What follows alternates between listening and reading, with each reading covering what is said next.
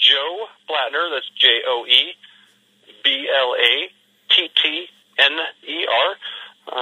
I am search and rescue. All right. Hang on just a second, Joe. My wife's on the other line. I got to take the boss. Hold on. I certainly understand. Hang on. Hi, honey. Can I call you right back? Yeah, bye. Okay, bye. Okay, Joe, you there?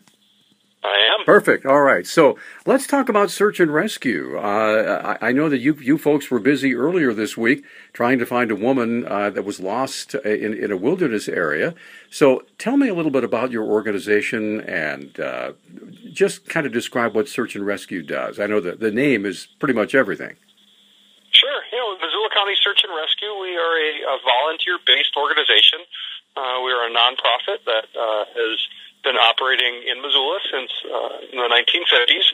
And, as volunteers, we come from all walks of life. We have a number of members who, work as teachers, people who, work as bankers. There are folks who, are retired who are members of Search and Rescue. So a very far-reaching group of individuals. And what we do, we operate very closely with the Sheriff's Department. In the event that there's an emergency or some type of situation that needs search and rescue, we're activated by the Missoula County Sheriff's Office, and one of the deputies works with us closely to help facilitate either a search and rescue mission to find a missing person or to go find evidence that's been committed in a crime, or to do things like body recoveries when people drown in the river. We oftentimes go and aid in those situations. And we also do it for other things. We certainly do safety standbys for events, so different ski races or similar things in the Missoula area. And we also do some community outreach in terms of education. Every so often we have members who go out to local grade schools and high schools and just talk about what we do and how to get involved in the community. Sure. Now, what kind of training do you guys go through? Is it on a regular basis, or do you do it just quarterly, or what? Yeah, we have an extensive training system and calendar put in place in which we every fourth Monday of the month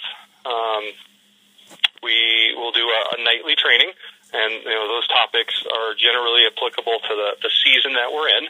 So we train that way, and then every 2 to 3 months we have a weekend long training, and again that's going to be season dependent, and they'll make sure that our group of members, which we have 29 currently, are up to ready to respond in the event of a call out or some type of mission. Yeah. Now, Joe, where do you get your equipment from? I know that you work with some pretty specialized and sometimes some high-tech gear. How is that supplied?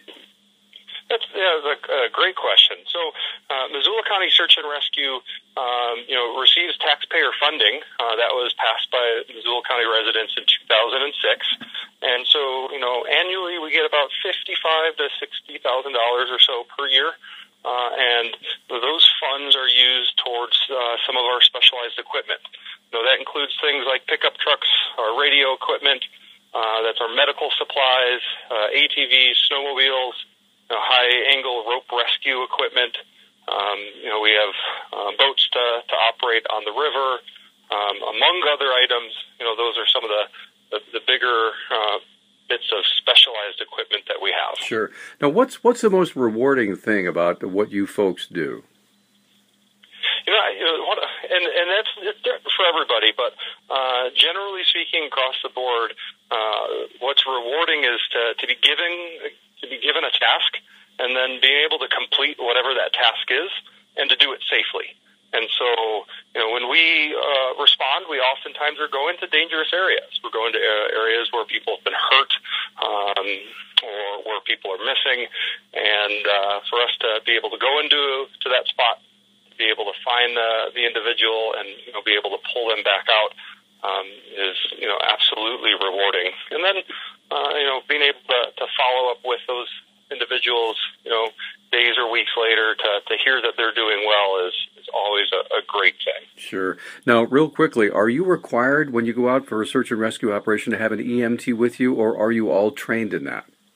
And that's an excellent question. So, Missoula County Search and Rescue, we have a medical director, and with that medical director, we have a license that's a non-transport license. And so what that means is we have a number of people who are medically trained and able to respond in an emergency. Out of our 29 members, we currently have 13 EMTs, 2 paramedics, 2 advanced EMTs, and 1 medical director. And so when we have assignments in the field, we typically will send at least 1 medically licensed individual as part of each team that's deployed. How quickly can you respond to a situation? Well, it all depends on where the situation is and what type of information we have on that situation. Missoula County Search and Rescue as volunteers, when our pagers go off, sometimes we're at work. Sometimes, we need to deal with things like childcare or, getting time off of work the following morning and those types of things. So there is about a little window in which we need to gather our gear and go. So what we look at is typically about an hour from the time our members are informed of a situation to where we're typically on scene. Some of the faster call-out times, we've been able to respond within about 15 minutes to a certain couple cases or so over the last many years. But we're looking at about an hour or so. Sure. Now, let me ask you this. If folks are interested in volunteering, what should they do, Joe? Well, if people want to volunteer, we're always looking for, capable members who are willing to be team players and willing to not only, apply their skills, but to learn new skills. And any person who's interested in being a member or any member of the public is always welcome to our open business meetings. And those are the second Monday of every month. And that's at our warehouse location, which is 2147 Ernest Avenue. And those meetings start at 6:30 p.m. Excellent. All right, let me get rolling again. Okay, Joe, please go ahead. So I just wanted to mention in terms of training, we also have some, professional level trainings that happen every year. And so we cycle out certain trainings. Once every 3 years, our members are going to get high angle rope rescue technician level certifications. The following year, our members are eligible to enroll into a swiftwater rescue technician course. And then the third year of this cycle would be members who receive an avalanche level 1 certification.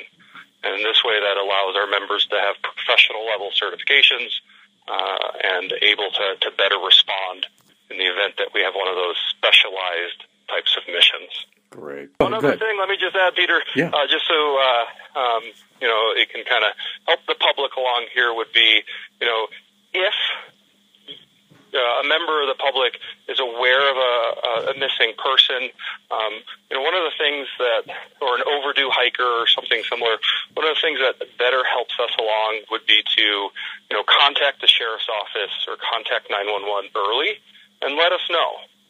Oftentimes we've had a number of missions where friends and family, will text and call friends, and people post things on Facebook, and we are notified of this hours into the event. So the sooner that we can be pulled in, the better. Whether or not our resources are going to be needed in the end, it's excellent to be able to notify search and rescue members early to do what we call a standby. And so those members are notified that, hey, something might be going on, so that they can start to get ready, but we don't respond right away until more information is found out about the situation. And so when people are starting to, worry about a friend or a loved one, let us know early. We'd rather have more information than less.